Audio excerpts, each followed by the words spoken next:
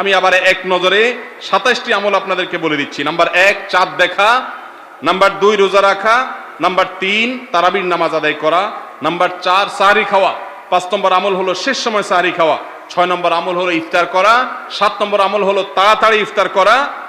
এবং 8 নম্বর আমল হলো ইফতারের দোয়া পড়া, 9 নম্বর আমল হলো সাহরি এবং ইফতারে খেজুর খাওয়া, 10 নম্বর আমল হলো রমজান মাসের সকল গুনাহ বর্জন করা, 11 নম্বর আমল হলো বেশি বেশি দোয়া করা, 12 নম্বর আমল হলো মিথ্যা কথা এবং কাজ পরিহার করা, 13 নম্বর আমল হলো